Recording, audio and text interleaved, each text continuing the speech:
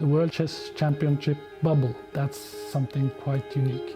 And if it goes too long without, you kind of you start to long to get back there, even though you know that it's very hard, it's very frustrating. It's a kind of a love-hate relationship at a very high level. That's some of his World Championship trophies. Small ones from Blitz and Rapid typically, and then some of the major trophies. The 2013 one is not here. Magnus Carlsen, this is his first World Championship match.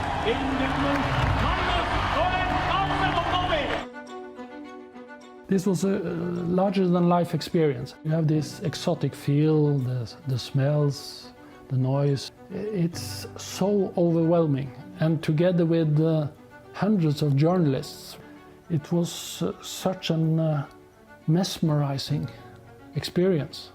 A team of grandmasters knows everything about Magnus Carlsen. And they're off.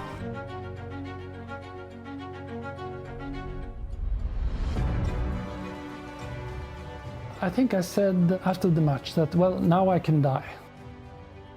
We had a nice celebration and it was a very happy night for everyone involved when he won in the end. But at that point he was already there mentally in a way. I mean, this was his to win.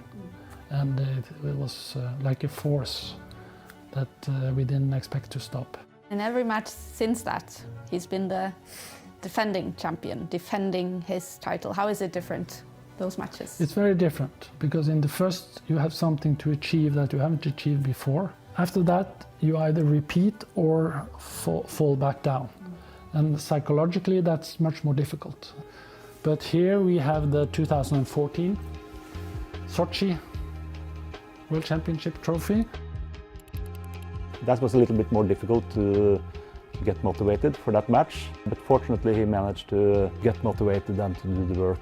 And then 2016, yeah, that was very intense. Yeah, I think he lost, was it game 8, I think, and they had 7 draws before that. Magnus felt that against Karyakin, the only acceptable outcome was to win.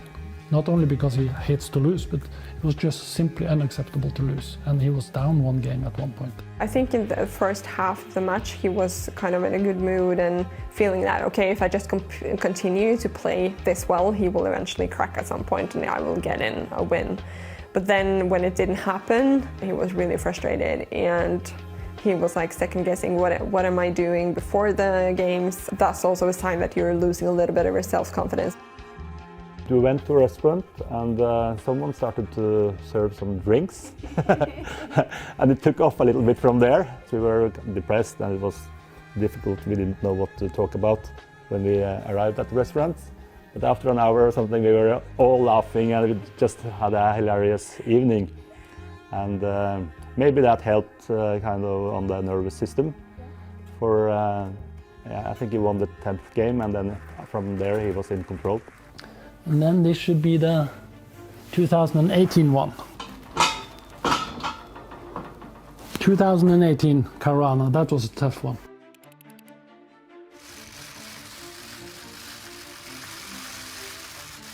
He'd had a great year. I hadn't had a great year, and it felt when we were playing like we were equals. And in that sense, like the other matches, it felt like losing is simply not an option. Like it cannot happen. Obviously, that's not an attitude that is good if you want to have an enjoyable experience. But the match in London was a little bit different in that sense. It was an equal match, and if I'd lost it, it would have hurt a great deal. But still, it didn't feel like it was impossible. Something that couldn't happen.